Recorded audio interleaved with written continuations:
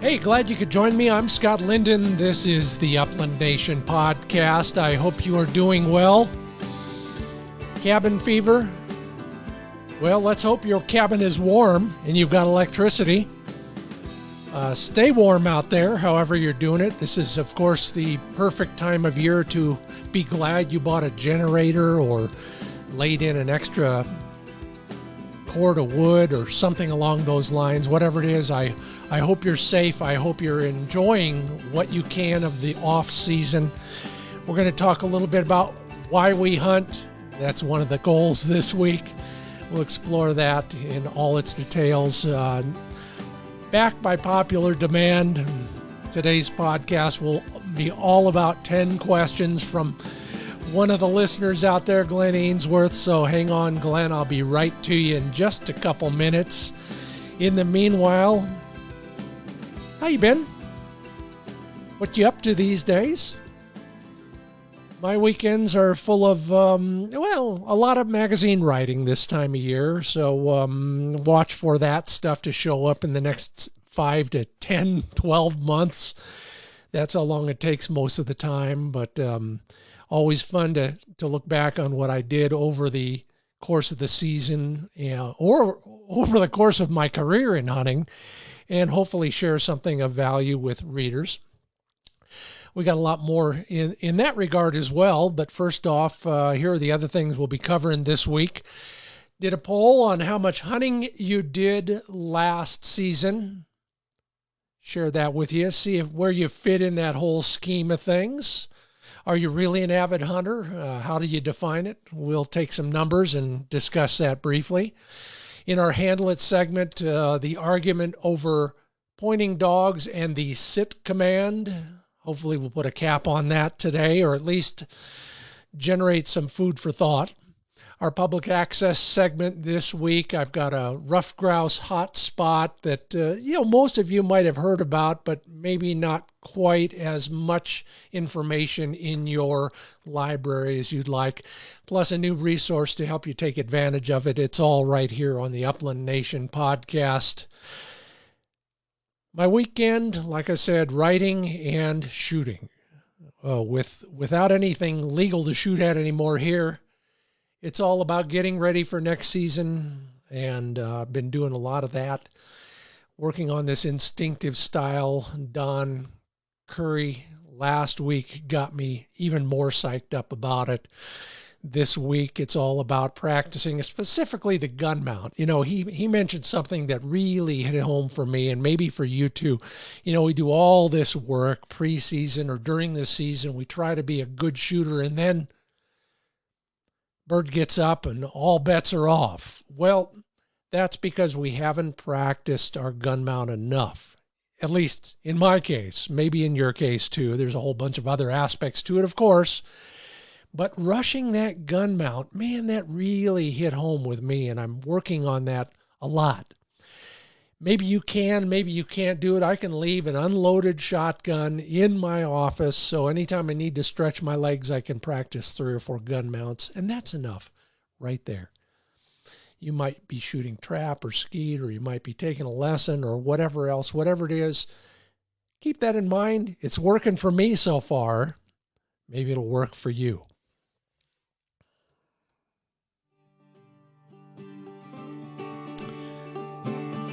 Yeah, so what did you do this weekend? Well, many of you took my assignment to heart. When I ask you every year on the Upland Nation Index survey why you go hunting, killing birds is way down on the list. Second highest on the list, camaraderie, fellowship, being with family and friends. Always a good time, whether you shoot anything or not. Okay, keep your remarks to yourself. So, on the Facebook page, I asked that question recently, and here are some of your responses. Tony Arneson, gold medal for you. There's a special place in heaven for people who take the kids out. The Treasure Valley Pheasants Forever Heritage Youth Hunt. It looked like you had blue sky, lots of folks in attendance. I hope everybody had a good time. I'm liking that comment right now. Jim Brame says, camaraderie with my dogs. Okay, I get it. And then he adds, and I've never found squirrel meat at the grocery store. Now that's a versatile dog for you. Karen Foote, looks like you got a little Brittany puppy there. Time spent with good friends and good dogs. That dog is carrying more bird than dog, I think, right there.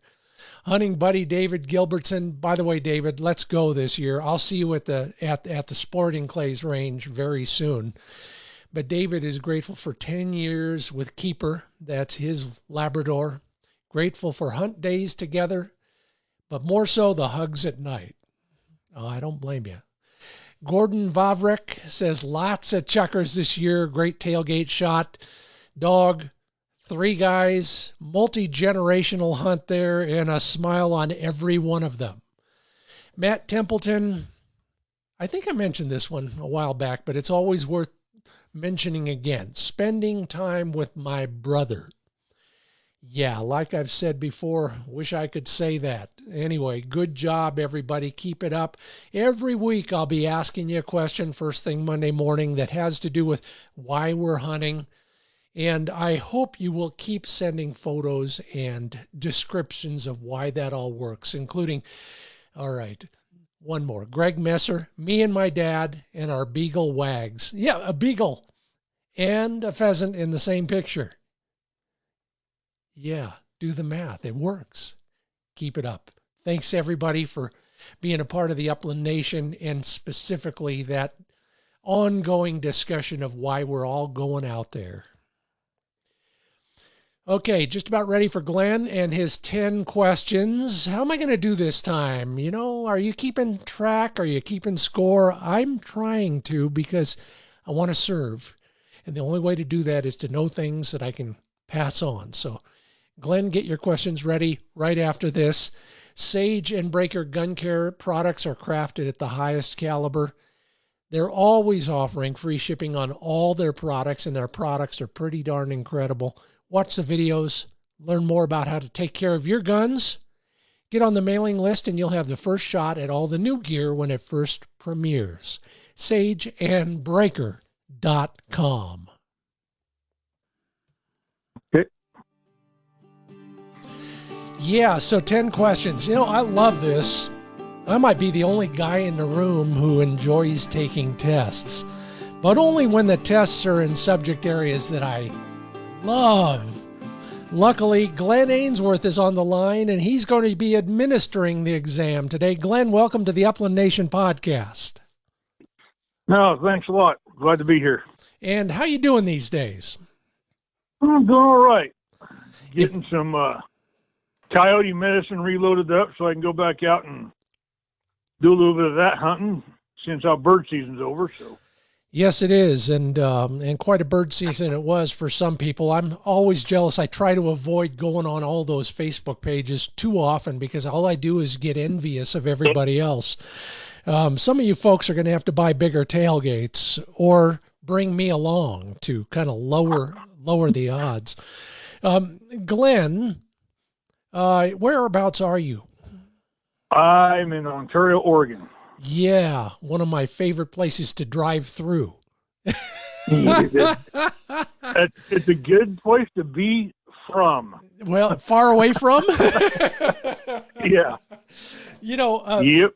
Ontario as long gets as it's in the rear view mirror. Yeah, it gets a bad rap. You know, Ontario's got a lot going for it. Number one, it's on the border with Idaho, so you're that much closer. Number two, there's a great Japanese restaurant. Number three, you're near Vail, Oregon, which is one of my favorite places because the one of the ranches I've made TV shows on is over there. It's got a lot going for it. So, you know, beyond all that, what kind of dogs you're running? I have 2 Brittany's, one French, one American right now. How do they get along? And do they bark with an accent? Well, my little French Brittany girl, she likes to bark at everything that moves, but my old Brittany boy, he kind of like, whatever, get out of here. Yeah, yeah.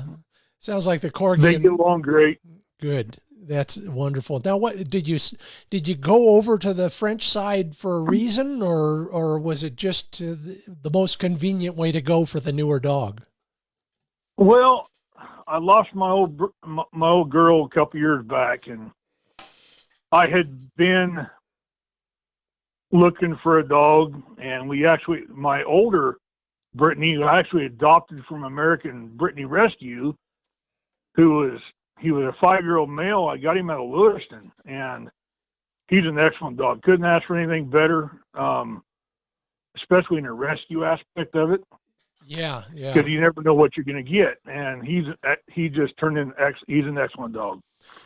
My girl I got from Sunburst Brittany's over in New Plymouth, who they breed French Brittany's now, have for years, and I've never had a French Brittany. I've had 10 or 11 American Brittany's since I was a kid. And I guess I just kept that line because Grandpa always had Brittany's, so I guess I needed to have Brittany's too. Well, you're in good company. Yeah, I never had a Frenchie, and I like their little smaller size, but I will tell you, she does not have an issue keeping up with him. Yeah, the French Brittany guys, they say something like, a big dog in a small package or something like that. And yeah, the ones I've hunted with, I wrote a story for Gundog Magazine about them a while back. All those dogs have been exactly what you've described, Glenn, and it's absolutely true. The thing that I've been really curious about with them is, are they easy keepers in the off season? Yes. So they're both of mine are, they're house dogs. Yeah. They sleep in the same bedroom, and she's got a little crazy to her come about 9 o'clock at night. And it takes about 30 minutes for that zoomy effect to go out of her, I call it. But usually I'll just take her outside real quick, and they'll run around the yard real quick, and she's good to go for the rest of the night. But yeah, she's got a little crazy in her. I'm going to check the clock because my wire is the same way. I just don't know if it's on a schedule like your dog's. I got to put a plug in for our good friends at the American Brittany Rescue Organization. They've done a great job over the years, and they do a little bit more than most people when it comes to vetting the owners and investigating the dog's background. So I'm glad you had a good experience with that. And on that note, I'm looking here at the time and thinking, hey, you got 10 questions. Let's get to number 1 on the list and see if I can help you out. Well, okay. You hear the term force fetch everywhere. What is it? What does it do, and why do you do it? And have I just been lucky and never had a Brittany not fetch a bird for me? The answer is yes, you have been lucky, and that's a good thing. Force fetching is, and I know I'll start an argument or 10, but force is probably not the right word for it. And a lot of people are using other terms for it now. The conditioned retrieve is very fashionable now. Whatever it is, the point is the dog needs to understand then when you say, go get that they must go get it and bring it right back to you. The execution in a textbook sense would be the dog goes straight for that thing, picks it up, turns around, comes straight back to you, holds it in its mouth until you say, give it to me. So that would be the ideal execution of a forced retrieve, if you will. The term is being changed in many ways from force because a lot of people think force means pain, and a lot of old school trainers did use pain, the ear pinch or the toe pinch or things like that to get the dog to actually yelp and open its mouth so you could shove in a training bumper or a buck or something like that. And the dogs, of course, learned based on fear and pain. And I guess it worked, but there are better ways to do that. And I've experimented with them over the years and they all seem to work. So if somebody is thinking about doing it, they ought to investigate all the ways to do it and find the one that works for them.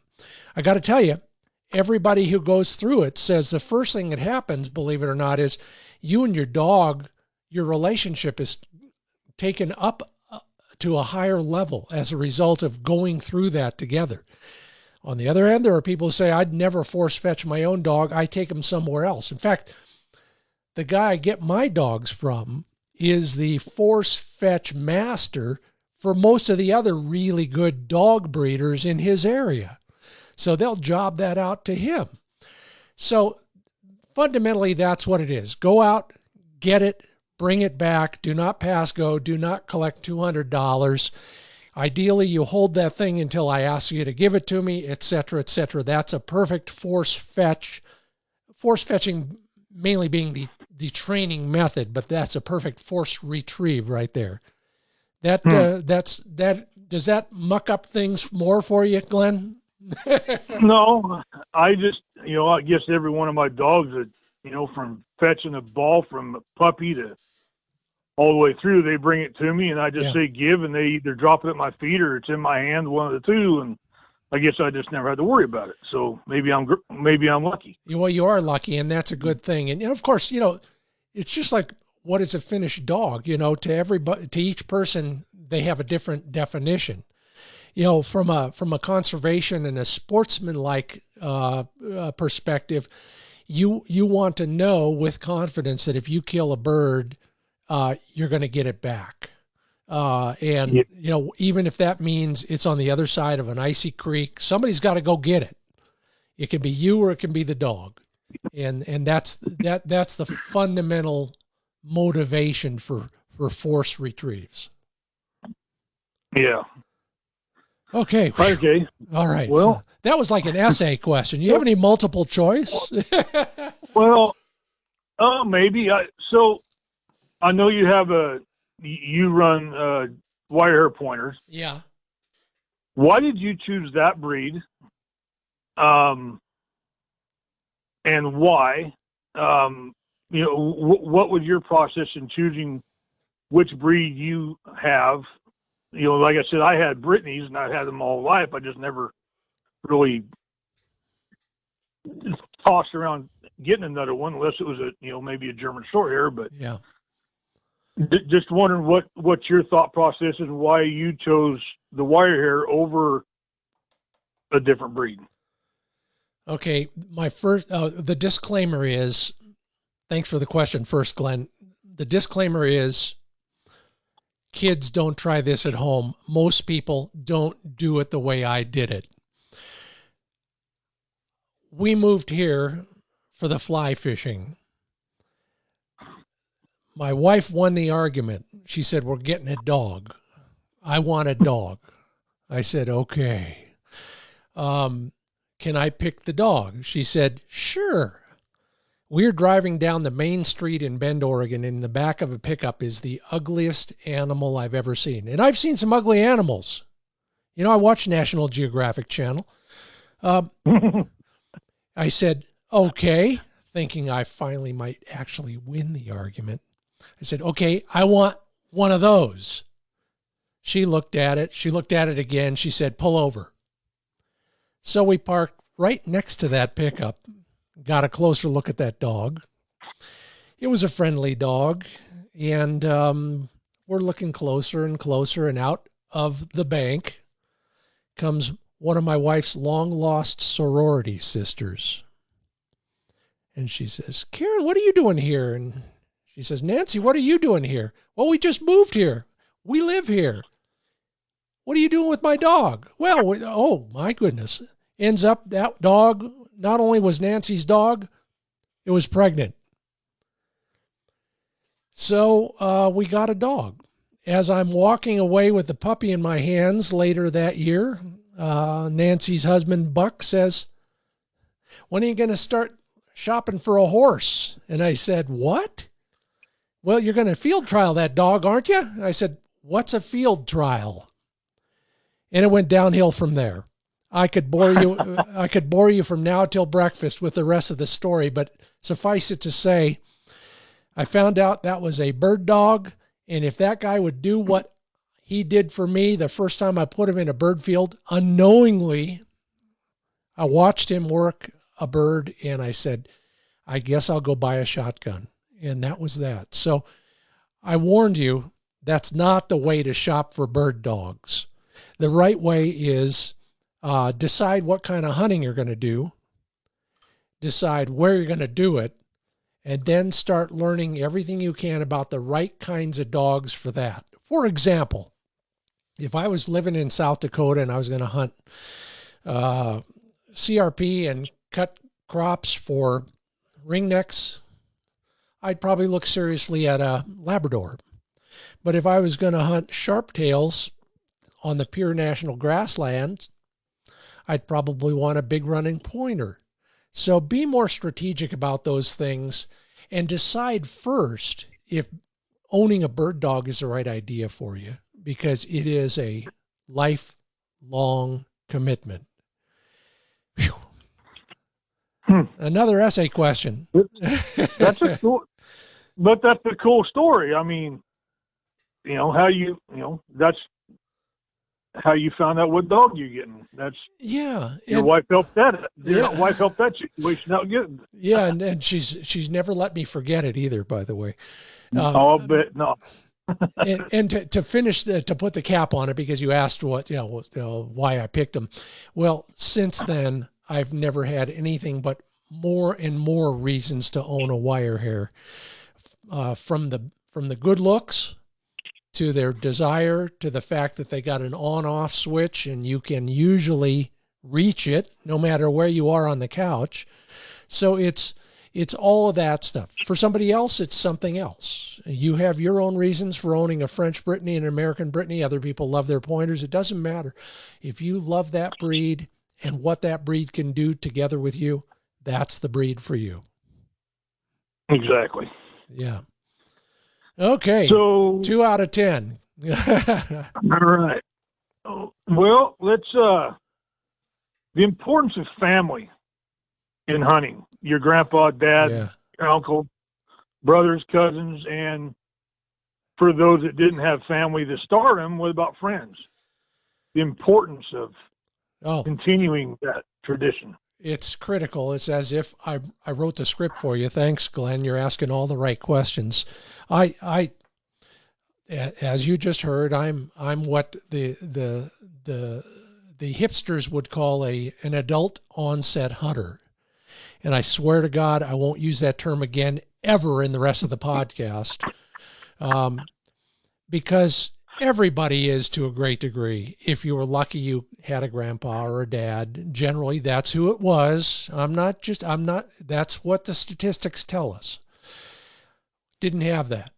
So I had to come to it the same way I came to fly fishing, figuring it out for myself and making a lot of mistakes along the way. Still make mistakes, as you know if you watch me on TV. But what I've come to believe, not only because I see it every year in my annual survey, but also every day when I'm talking to people, it's right up there. Watching your dog work, always number one. Being with friends and family, always number two. It is the reason we go. And I got some theories on this, and someday maybe it'll become more than just a forward in my current book, and that is, we are still a tribe. You can describe it any way you like, whether it's your neighborhood, your family, your clan, your church group, whatever. We're still a tribe, and we need a tribe to basically lead a full and complete life. Our dog is a part of that tribe. So are other people. Sharing the hunting experience with our tribe is gratifying, not just from a fundamental standpoint, but also because in the day, and even now to a degree, we're providing. And there's nobody I'd rather hunt with than good friends or family. Anybody out there going to argue with that? I didn't think so. How about yourself? Glenn, who do you generally hunt with when you do hunt? Right now it's my brother and our best friend. Yeah. I lost my grandpa, both my grandpas back in the 90s, and my dad. Yeah. I lost my dad when I was 25, but they sure gave us a heck of a start. So, well, number one, you're lucky. You know that, so I'm not going to lecture you on that. But if you do have a chance to hunt with family, all the better. And if you don't, there's somebody out there who's looking for the same thing you are. I'll tell you, find somebody out there who wants an experience, some fellowship, that camaraderie. There's nothing like it. And there's no, you don't get that playing golf. I can guarantee you. You don't get that playing softball on Thursday nights in the summertime. You get it when you're going out and trying to feed the tribe. I know there's nothing like it. I can't describe it anywhere near like the anthropologist can, but there is something to that. It's a shared experience that goes back to caveman days, for that matter. So there, yeah. somebody had to teach somebody. Precisely. And anybody who thinks that everybody else should learn it their own damn selves is a selfish SOB in my book. Oh, that's for Andy, by the way. Andy, I hope you're listening because I meant that for you. Oh, Andy again. Yeah. I remember hearing him. He's got. Yeah, I see. I can say Andy on a family-oriented podcast. I can't say the other word that starts with an A. Okay. Not and get it there probably. So. Yeah. Somebody will get sensitive about it and go report me. Yeah. Oh yeah. Yeah. All right. And they got them all over. So. Yeah, we do. So I got something a little bit different, maybe that's not strictly upland related, but it's not talked about much that I've heard in several podcasts, different shows. How about your rig setup that you go hunting with? Is it lifted? Tires, lockers, chains? What spare parts do you take with you? Do you put a winch on it? Extra gas? Survival supplies? Extra food, water? Fire starter stuff, etc. Do you keep all that in your rig? And what tips? Because out here in chukar country, you may not see another person for 2 or 3 days. Yeah. How important is it to have that rig set up properly where somebody that's hunting in South Dakota probably doesn't have to worry about too much? That's a great question, Glenn, and I'm glad to answer it. It's funny you should mention it the day after I spent $1,200 getting my rig worked on from this past chukar season. By the way, you're listening to the Upland Nation podcast, everybody. I'm Scott Linden, the host, and at this point, the test taker. Glenn is the administrator of the test, Glenn Ainsworth in Ontario, Oregon. The short answer to your question, Glenn, is everything you listed is on my truck. I'm lucky enough to have I have a 1-ton Ram, and I love it all except for the computer that controls all the electronics. But I carry the fuel. It's diesel. It came from the factory a little bit lifted. It's got all that stuff and more on it, and I've used it all. My best buddy and music school partner from way back, we hunted together 3 times this year in chukar country. That's all we did this year. Actually, everything I did this year was chukar hunting. And I hunted every week for 5 months except for 2 of those weeks. In the course of our hunt season together, we blew 8 tires. So, so the first thing I would add to your list is a second spare. Because you're talking about the darkest place in America, the least populated part of America, that place where we all go chukar hunting. And you're right. You could be out there for days on end before anybody comes by to see how you're doing. So you want to be self-contained. And I think in everybody's case, it's different, but it's all those things you listed. I carry with me, in fact, I'm leaving it in the vehicle all the time, except when I'm hunting, then it's in my vest, and that is one of those emergency locators. I use a Spot because I've had it for years. When they were the only ones doing it, I bought one. Now there's the Garmin InReach, and my buddy just got one of those, and he loves it. So if I break down in the middle of nowhere, whether I'm in the truck or I'm hunting away from the truck, I've got that thing with me, and if I need it, they'll send the helicopter for me. Other than that, it's water. Always have water with you for you and the dog. I carry something to sleep in if I need to. You didn't mention a sleeping bag or an emergency blanket or anything like that, but it gets pretty darn cold, and just sitting there in the truck, especially if it's broke down and the engine doesn't run, you're going to get pretty cold at night. So I would add those things, and then anything else you can carry. I mean, the running joke around here is you got a full-length bed, you got truck vaults underneath it, you got a cap on top of it, jam it full of stuff. Why not? Oh, and I keep a bottle of scotch in the back for after the hunt. We have one drink to toast the place and the people and the birds we're chasing. Then we go back to camp and have more than one drink. Yep. Can you think of anything? What? That's a funny story about tires. Somebody asked my grandpa one time why he had 4 spares in the back of his Dodge pickup. He said, evidently you've never been in the Ion, which is what we call the Idaho, Oregon, Nevada, where it meets that big old circle between Winnemucca and Marching, Idaho, and Elko, Nevada, and Burns, Oregon. Yeah, I know that country. Yeah, maybe I should carry 4. Yeah, but yeah, it's that was a funny. That was back in the late 80s, right before I went in the Navy, and we were coming out, and 2 of them spares were gone, shot to shreds, and Grandpa said, that's why I have 4.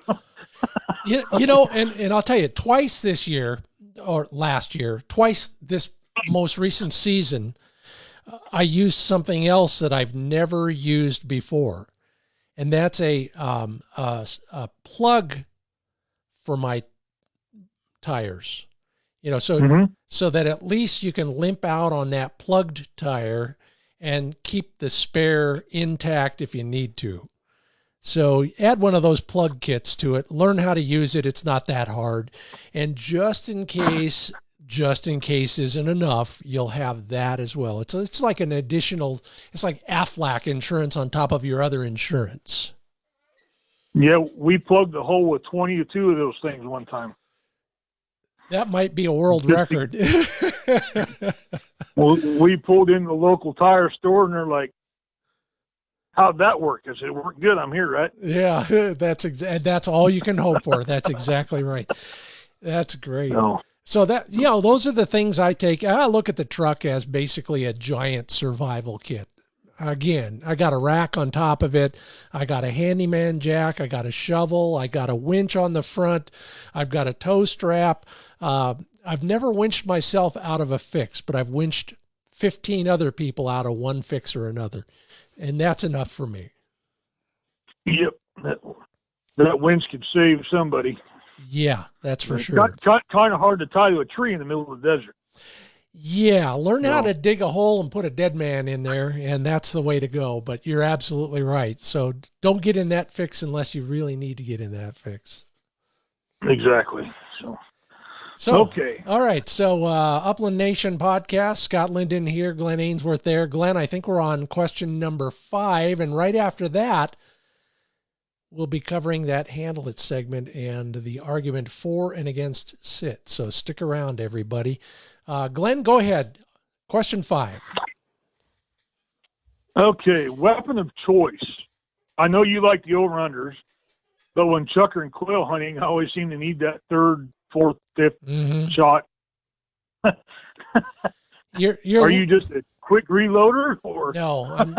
First off, as you know, if you watch Wing Shooting USA on TV, I'm a really crappy shooter. And I'm a slow reloader. There are some things about break open guns I like. First off, they're kind of cool, and I shoot a side by side as often as I shoot an over and under, but I shoot them both. I like the fact that I can carry it open almost all the time until the dog gets birdie, or better still, goes on point.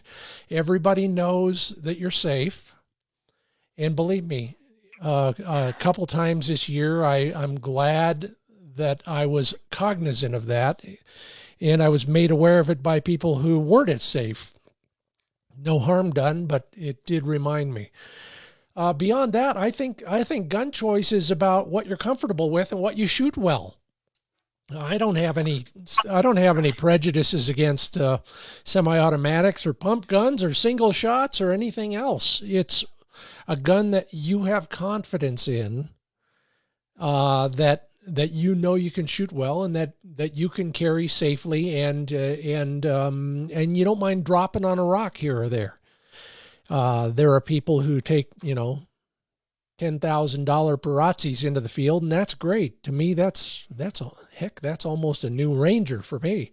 So everything's relative, and it's really a choice. And the same for gauge to a great degree. If you're a sportsman, you know how far you can shoot a 28 gauge, and you're not going to shoot any farther. If you need all the help you can get, as many pellets in the air as you can shoot a 12 gauge. Some people go in between. There is a weight difference, and if maybe it's only a pound or even a half pound, but if you multiply that by 14 miles in a day, that's a lot of weight. Maybe it's important to you. What are you shooting these days? Oh, especially packing my dad's old solid rib Auto 5. Yeah. Yeah. That gun, it'll drag you down. I always wondered why my dad let me pack that out going chukar hunting. Yeah, you thought it was an honor. And yeah, and he would take my 20 gauge, Yep. And here, take this and swap me out. All right, cool. And I gotta tell you, I'll never forget. I was just for giggles. I brought an Italian. I was given. I can't afford these things. I was given an Italian field gun, an over and under, by one company a few years back, and I brought it on a trip. We were making a show in Nebraska, and I thought, what the hell? I'm going to try this 12 gauge for a while, because I generally shoot a 20 for almost everything, and it was like that. It was like your dad's old gun, but that extra weight forced me to slow down my gun mount and slow down my gun swing. And I don't think I missed with that gun that day.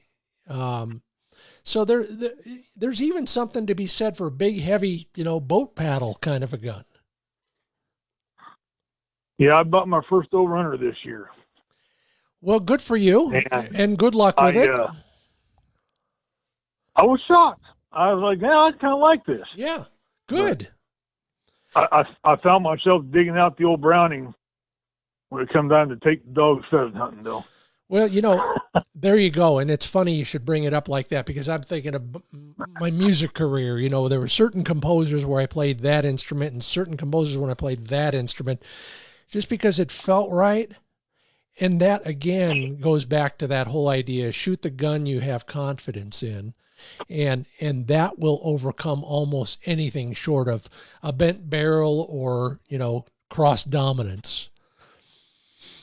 Okay, so Glenn, you get a chance to cook up 5 more questions. I know you got them already, so you can make them harder or lighter as you deem fit while I continue on. Take a quick break for you, Glenn. We'll come back to 5 more questions right after a quick break and our Handle It segment. So just don't ever forget, the most important aspect of your hunt is always your dog and your dog's performance. That's why Dr. Tim's Performance Dog Food is my kibble of choice. Tim Hunt is a veterinarian. He's a sled dog racer. He knows how important performance is. He knows how important diet is to performance. He started by mixing it all up in a concrete mixer. Yeah, just like when we lay a little sidewalk or something. Over the years, it's gotten a little bit more sophisticated than that, with the goal always being formulate a food that replicated a natural, wild diet for his dogs. Well, it still works. I'm a big fan of the Momentum formulation. There's one for every dog at every life stage. Dr. Tim's Performance Dog Food has won the Iditarod sled dog race multiple times. They'll deliver it right to your porch. And if you use the code Upland Nation, you get 30% off your first order. Believe me, it will not be your last order. DRTIMS.com. And if you're looking to save a buck or two, go to uplandnationdeals.com. I'm so excited about this site. This is a chance for you to buy good quality, brand name, professional level gear. It's lightly used, so you get it at a great price. And if you're just getting started in this business, you know how expensive the pro level stuff is. Well, you can get it at Upland Nation Deals, slightly used, uplandnationdeals.com, at about half the price you'd pay for the new stuff. It's all guaranteed, free shipping on your first sale or purchase, pro level gear at entry level prices. uplandnationdeals.com.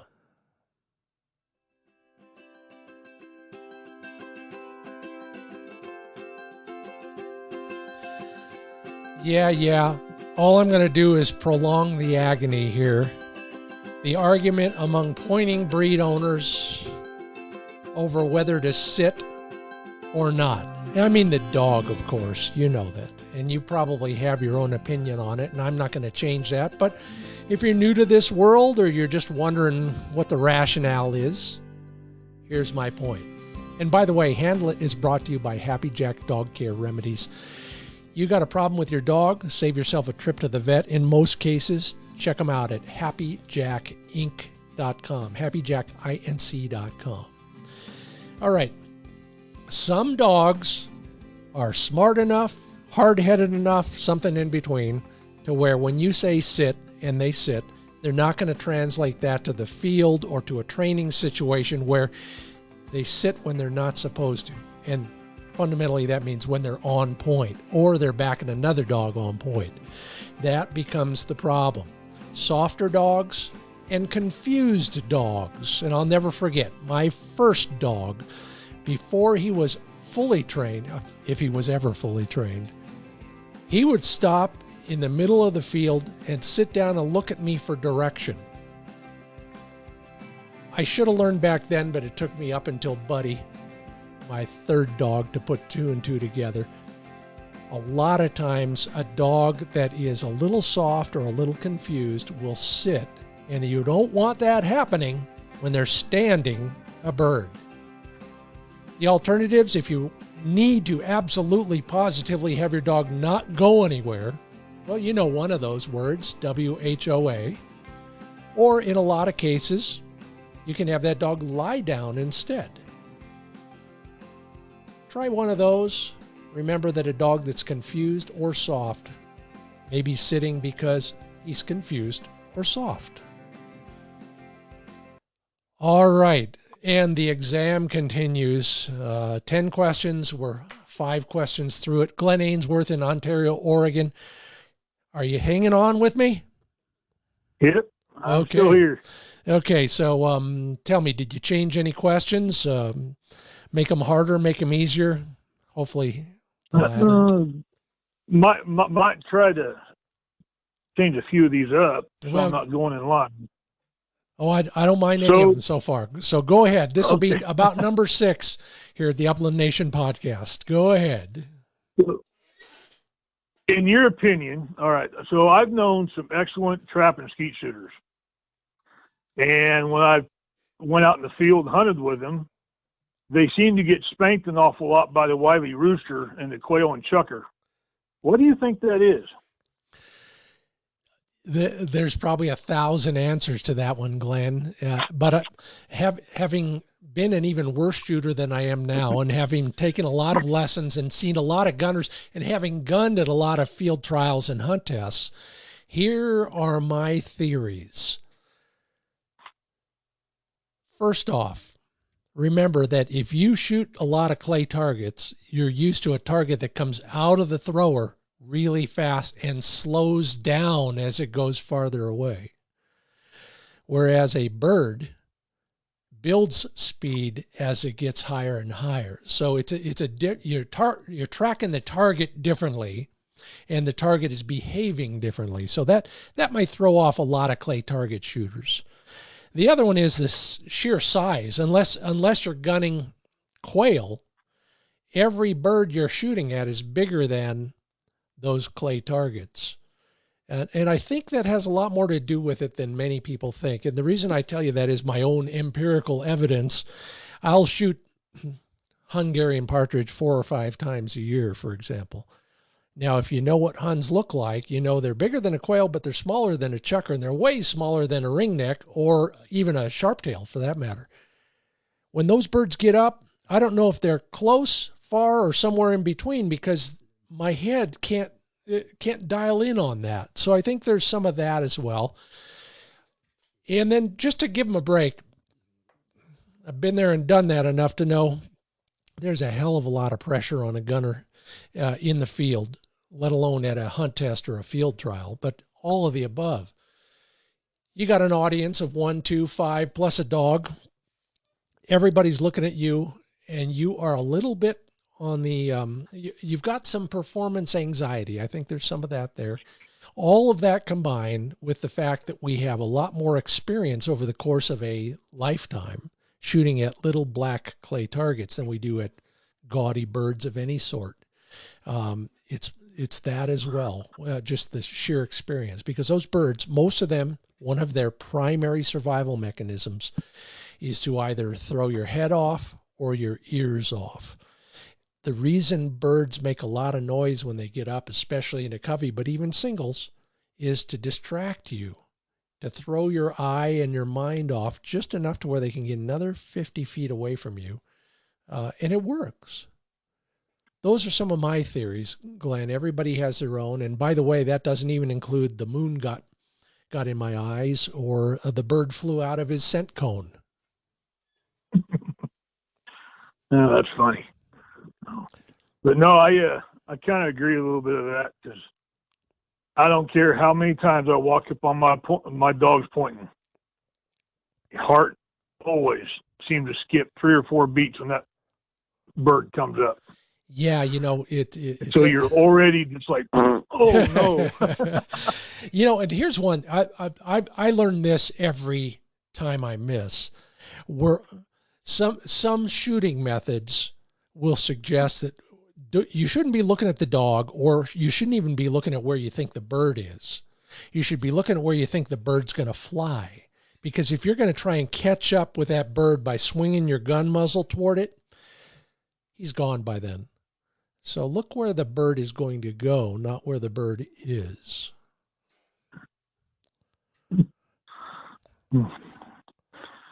Well, that's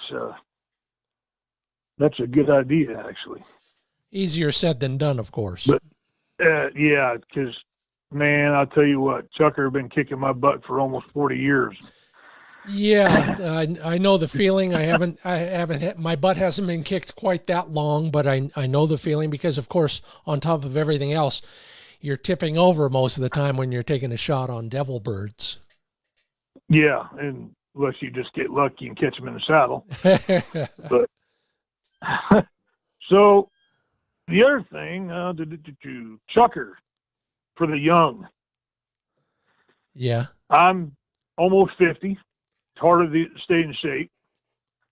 And I question this because my grandpa was in his mid-70s, and he was a smoker, and he was still chukar hunting when he finally decided he'd had enough. And my biggest secret to that is I remember now why my grandpa was still hunting. Mm-hmm. Because we always found a way to get to the top and not walk it. Yeah, and I'll tell you, if I could figure out how to do that, I'd probably make $1 million transporting everybody else. But yeah, I mean, it gets harder with age. There's no doubt about it. but it depends on what you really want out of life. You know, I'm not bragging, but I'm going to tell you, in the last year, I lost 26 pounds. I started working out a lot more frequently and at a greater intensity, and I had the best chukar season of my life. None of the hills scared me. They were hard, but they were no harder than anything I did when I played football or was a distance runner or anything else, because I was in better shape. And if you're in better shape and can figure out a way to get to the top without walking the whole way, more power to you. You're listening to the Upland Nation podcast. I'm Scott Linden, your host. That's Glenn Ainsworth over there. He's calling me from Ontario, Oregon. What else do you think we need to do to become a more mature chukar hunter, Glenn? More, I don't know the answer to that. Because I don't know if, as long as you're chukar hunting, you'll never be mature. Yeah. Because it's a child's game, and you got to keep that mentality to look at that hill and like, yeah, I can do that. There you go. I mean, there's a perfect motivation right there, though, isn't it? You know, 2 years ago, I said, you know, I want to be hunting these hills until I'm 70 years old as well. So how am I going to do that? I'm going to go work out more. Yeah, definitely got to stay young in the mind in order to get up that mountain now. Yeah, and obviously there are all sorts of other benefits as well, but that is absolutely correct. So. But another thing, do you take your dog everywhere, unless you're going shooting or rifle hunting? Well, I don't hunt anything but birds. So if I'm going hunting, my dog is certainly with me, or else he'd change the locks on the doors and I wouldn't be allowed back in. But yes and no. There are times when I'm dog free. You know, if I'm going to town for a couple hours or something like that, I'll even go a weekend somewhere, but only when it's not a hunting trip.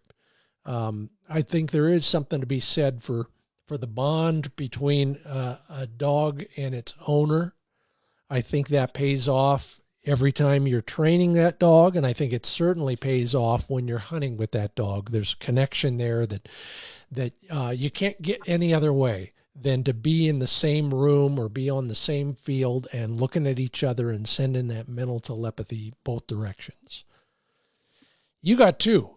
Might be a little bit harder for you, but do you take your dogs to town? I do. Yeah. My wife's like, "Why are you taking them?" Because they want to go too. Yeah.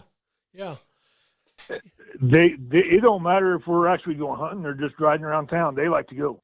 Yeah, I think so. And they ride in the back of the cab. Mm-hmm, mm-hmm. And I don't, unless it's a long trip, I don't put them in kennels. Just ride around town. They just stay right in the cab with me. But yep. You know, it's funny. We all have reasons not to do it, but they're almost always silly reasons. It's not like it takes much longer to get your dog into the truck than it takes to get your sorry butt in the truck. So why not let them go along? If you are a crate-oriented person, you can put those crates in the back seat, or you can put them in the back of the truck, whatever it is. I'm lucky enough to have some of those Mud River seat covers on top of my other seat covers. So I don't even have the excuse of getting the truck dirty.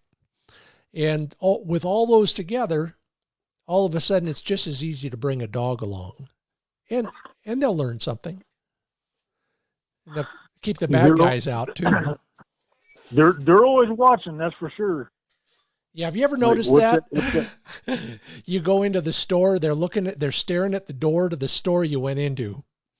And oh yeah. And when you come out, they're still staring at that door. Well, Toby, when I come out of the store, I'm usually driving.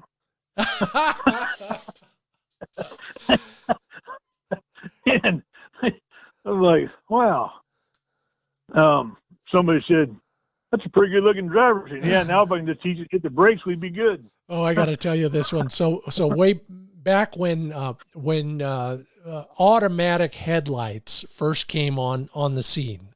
And so you never had to turn them on, and you never have to turn them off, because you just park, and when you shut the door and lock it, the headlights will stay on for 10 seconds and then they'll go off. Well, I parked and I got out, and my dog got into the driver's seat and actually even put his feet up on the wheels, on the steering wheel. And I'm walking into wherever I'm going, and somebody hits me on the shoulder and says, hey, your lights are still on. And I turned around, I looked at him, and then I looked at the dog. I said, don't worry, he'll take care of it. I waved at the dog, and about then the lights went off. That person didn't quite know what to say.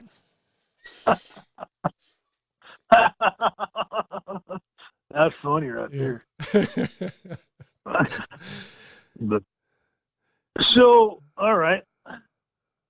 I've never been to South Dakota hunting. I've traveled that country for a lot of years, but I've never got the opportunity to stop and go hunting. But I want to take my dogs, and a lot of the places I see, the lodges and stuff like that, are almost like guided hunts. Yeah. They have dogs provided. How do you go about, I want to go hunt this place, but I want to use my dogs. Mm-hmm. Mm-hmm. And are there places that allow you to, or is it just all set? Yeah. No, it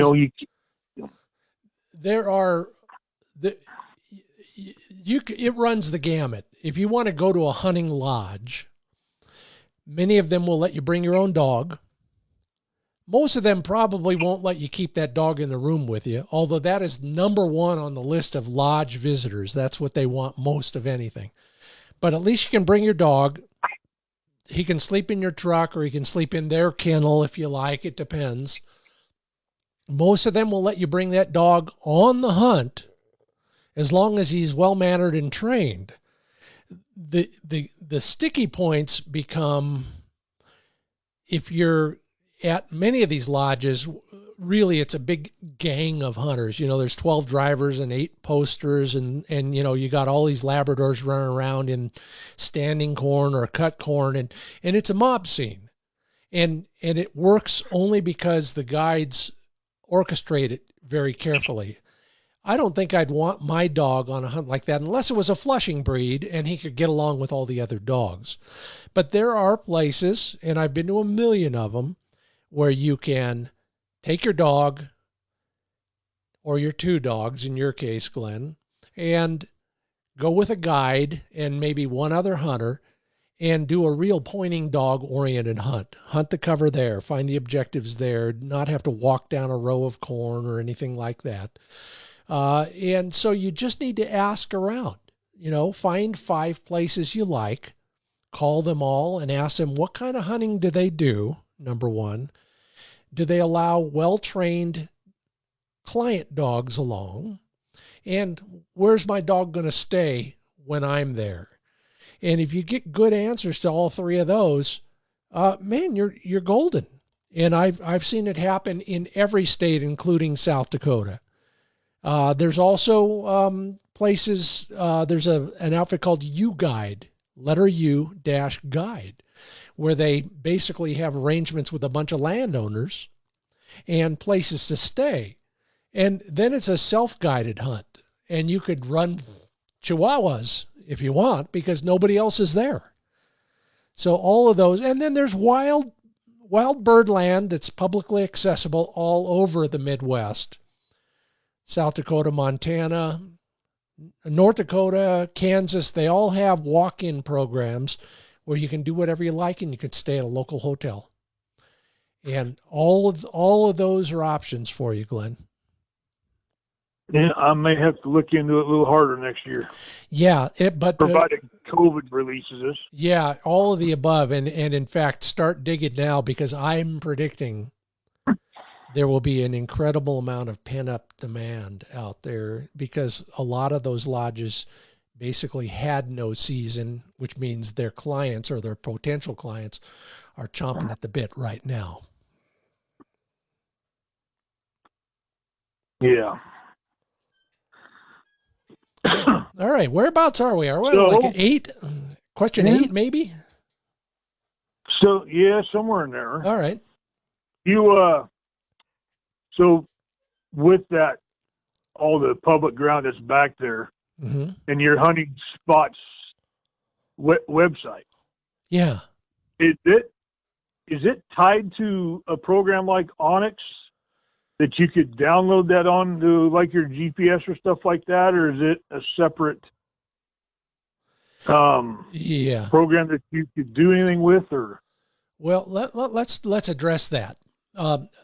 That website, findbirdhuntingspots.com, which by the way is really shooting up there on the Google listings now. If you're looking for bird hunting spots, it's almost always at the top of the list now, which thank you all for making that. It's more general in its descriptions, and that's on purpose. I'm not going to give you latitude and longitude, but I'm going to tell you to go north of that town and look for these kind of walk-in areas or whatever. And then it's up to you. Here's what I've learned. Those mobile mapping apps like Onyx are wonderful. And I finally went over to one and I'm using it for certain things. So the first thing I learned, and the reason I never used it until this season, is still true. They don't update those walk-in areas very often. They rely on the bureaucrats at each state to provide them with the data that says, yeah, this year, here's a walk-in area, here's a walk-in area, here's a walk-in area on the map. Nobody's doing that on a frequent basis. And as we have all learned, if we use those programs, a lot of those walk-in areas, the deals aren't done until mid-August. So if your Onyx app was updated in June, you're SOL. I always recommend, when it comes to finding walk-in areas, go to each state. They all have an online hunting atlas. They usually have a hard copy version, and most of them have a mobile version as well now. Use those because those are going to be 100% up to date, current as of that hunting season. And believe me, they are a treasure chest. You open the cover of those hard copies and there are little blue spots or little green spots all over the place. You can drive 1 mile or 50 miles from wherever you are and find all sorts of great places to hunt. And they're all free. that's a good thing. Yeah, so don't trust your mobile phone completely. Yeah, I actually have that on my actual Garmin GPS. I don't put it on my phone. Yeah. I go to way too many places where if you relied on Onyx on your phone and didn't get it downloaded properly, you're SOL. Yeah. Because there ain't no cell phone service out there. Yeah. And saving that stuff offline, which I'm still learning how to do, is a pain. And it doesn't work near as well as it should for guys who cover hundreds of miles of driving in a day. So, bear all of those things in mind. There are limitations to all those online mapping apps. The one that bothers me most is you're relying on the state government to provide the Onyx guys with their updated list of walk-in areas. And when could you ever count on the state to do anything in a timely manner, except collect your income tax? Or raise them. Oh, you're listening. Speaking of that, you're listening to the Upland Nation podcast. I'm Scott Linden, your host. Glenn Ainsworth is grilling me 10 questions, which is it's more fun than we should be allowed to have with our pants on. But here we are. Glenn, number 9 on your list. Well, what do you suggest hunters do to address loss of habitat and where they live? You know, be it changing farming practices or fire regime on public grounds.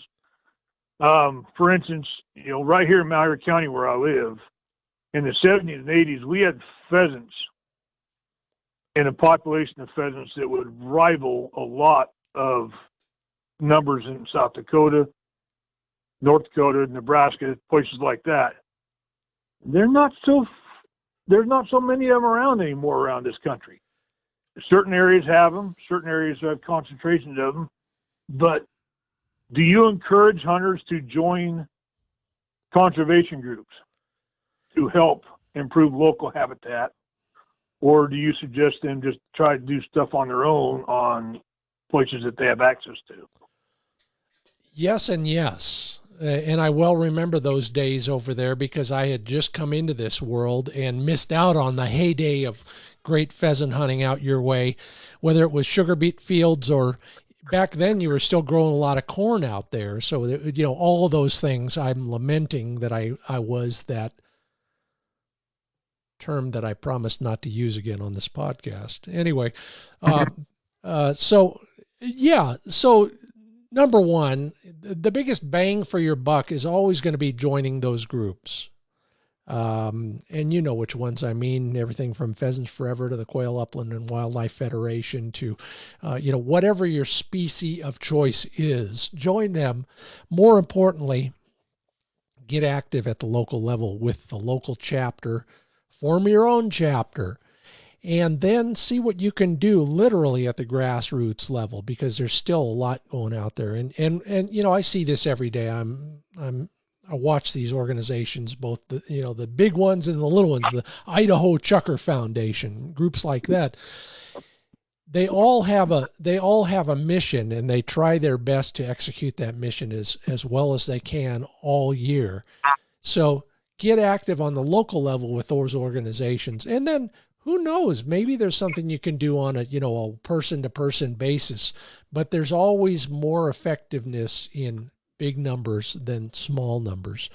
The other thing that I might suggest is the squeaky wheels do get the grease. When it comes to local decision-making, as far as habitat and things like that, by your local game and fish department, if you are diplomatic about it, you got a good chance as any of getting your local biologist to figure out a better way to do something over there and ignore that problem over there. It's all about working together, and that's why maybe a local chapter allying with your game department is probably the best combination of circumstances. Okay, we got another question left, plus the public access segment I've got on a rough grouse hotspot, but all of that happens after Glenn gives me number 10. Number 10. Oh. Well, uh-oh. I don't think I have another one written down. Well, so let me just toss this out there. So I know we know you like to fly fish and bird hunt. What other hobbies do you have that take you in the outdoors? Hiking? Yeah. That's a good question, and I don't mind answering it. Yeah. Of course, those are the things I live for. That's the stuff I do. That's why I am where I am. And as you well know, when we're not hunting with our dogs, we're training our dogs. So that's right up there as well. And I do shoot clay targets. And then my wife and I have become real fans of chasing pictographs and petroglyphs. Rock art, you know, the stuff you see on National Geographic, that sort of stuff. We're lucky enough to be in an area where there's a lot of that stuff. We've got some resources available to us, but more importantly, it gives you an excuse to go out during the off season, poke around in places where the rattlesnakes and the golden eagles live, and have a good time. And so that would probably be right up there as well. Well, you ever get a chance to come over this way during the summer, I can take you to some of them. I appreciate that. In Uwahee Canyonlands. Yes, in fact. I stumbled on some by sheer accident, by being stupid, and going down a draw after a deer I probably shouldn't have went down, and looked up, it's like, oh, wow. That's cool. Then I tried to figure out how to get out of there. Yeah, it sounds like one of my chukar hunts out in that country last year. I learned the term cliffed out. I'd never thought of that before, but you've been up there, you've been on a spot and you realize I can't get down, or the other way around. I can't get up. Worse yet, neither can my dog. So, yeah. Well, I'll tell you, you just described one of the coolest parts about what we do. And that is we're walking around in places where somebody was walking around 3, 5, 8,000 years ago, and they were so bored they scratched a picture of a spaceman or a sun or a snake on the rock. We might be the first people to see that in hundreds, if not thousands of years. And I'm thinking in particular of one place where I was climbing hand over hand with my gun in my vest. And the first thing I realized was, that's a golden eagle nest. It's about 8 feet across and about 6 feet tall. And then I looked to the other side of the canyon, and there was the biggest spaceman pictograph I'd ever seen. So we have this kind of discovery all the time when we're hunting, and we have our dogs to thank for it, because we wouldn't be there unless we were trying to find our dogs most of the time. So that's what I do. How about you? When you're not fishing or hunting, what are you doing, Glenn? Working. Trying to pay for all that. Yeah, trying to pay for. Yeah. I don't really fly fish much anymore. I grew up over in Central Oregon. Okay. And over there, Grandpa, we were fly fishing all the time. My uncle and cousin, who are gunsmiths over there, still do the fly fishing, steelhead fishing, stuff like that. But I moved over here and pretty much became a bass fisherman. Well, you got some incredible... So I'm one of the guys in the bass boat run down lake at 70 miles an hour getting cussed out by the trout fishermen. I think I know what lake you're talking about, too. In fact, the first television series I ever hosted was for somebody else, and it was out there doing a bass fishing show. Really? Yeah, I won't bore you with all the details, but that was something else. And you're in the right place if you love to fish for bass. Yes, sir. The couple of these reservoirs got some pretty good bass in them. Oh, yeah. That's spectacular. Well, soon enough. I mean, you guys are probably already looking at spawn and when you're going to get out there for it. Hopefully the ice will clear before then, but we'll see. Glenn, this has been a lot of fun. Everybody else, I hope you had as much fun as I did with Glenn's 10 questions. We got more to talk about. I've got a survey from our Upland Nation Insights newsletter that I want to share with you. And then, like I said, the public access segment coming up right after a quick break. Glenn, thank you so much for being a part of the Upland Nation podcast. Yeah, you're welcome. I appreciate it and had fun doing it. Thank you. So did I. Yeah. What? In English, that means, hang on, we got a lot to talk about. Right after this word from gunner.com, Gunner kennels, that's what you know them for, first and foremost, have been tested and proven. Saving dogs' lives in real accidents. Watch some of the videos, take a look at some of those still images. You'll understand exactly what I'm talking about. You want early access to their exclusive offers? Sign up for their mailing list. You'll be the first to know. While you're there, take the Fit Finder quiz, do some virtual reality gaming with your dog and the kennel, figure out which one's going to fit where. It's all at gunner.com.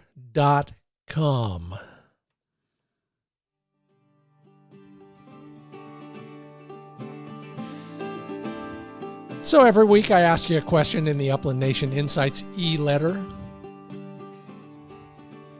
Once in a while I'll pull stuff out of the Upland Nation Index, our annual survey. You know the one, got about 35 questions in it.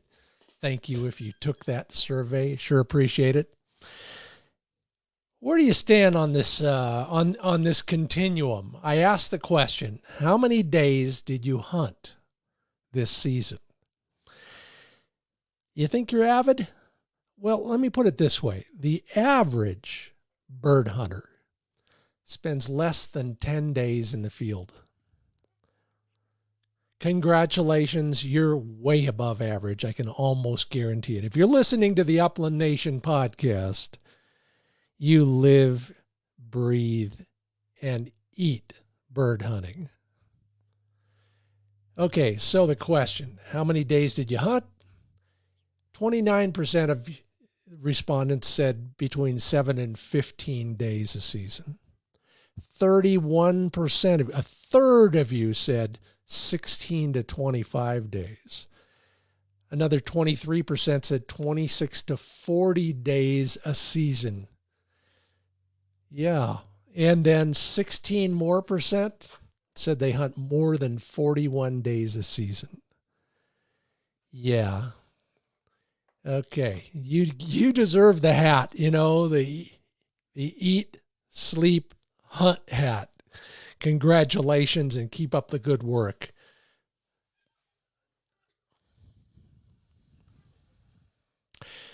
Okay.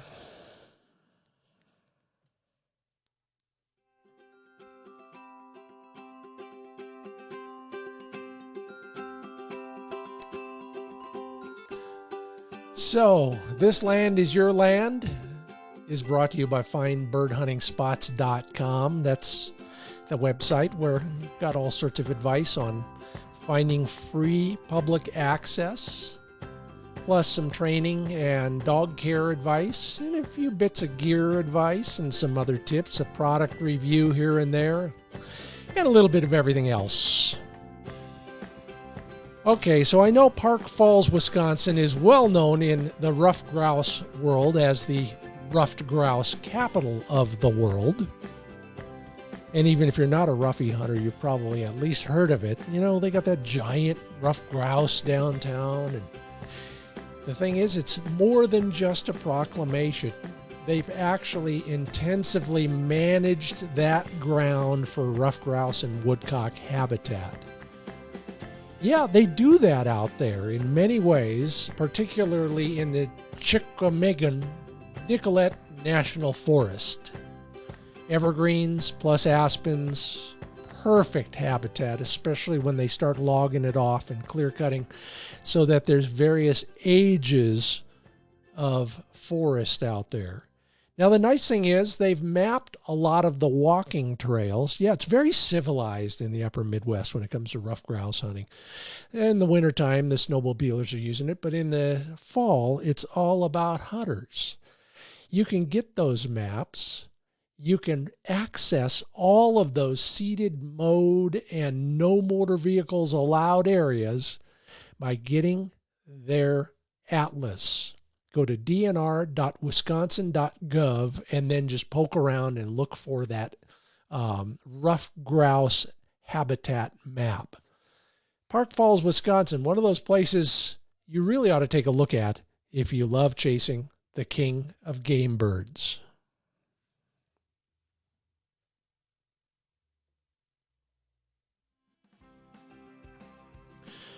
Glenn Ainsworth, thank you for your questions. I know I learned something. I hope everybody else did too. Thank you for participating in the way of listening and perhaps putting your own 10 questions together. We'll do that again. Sure enjoyed doing it. Again, thank you all for listening. If you liked it, tell your friends. If you didn't like it, send me an email or comment in one way or another. Talking to you every day on the Wing Shooting USA and the Upland Nation Facebook pages. If you enjoyed this podcast, please rate us on Apple Podcasts. Hey, you can get us on Spotify and iHeartRadio as well. This week's quote comes from Alphonse Toussenel. This might have been the second most original version of this I've seen. The more one gets to know of men, the more one values dogs. Can I get an amen? Thanks for listening to the Upland Nation podcast. Until we meet again, give your dog a hug, give your spouse a bigger hug, and seeing the field. I'm Scott Linden. Thanks again for listening.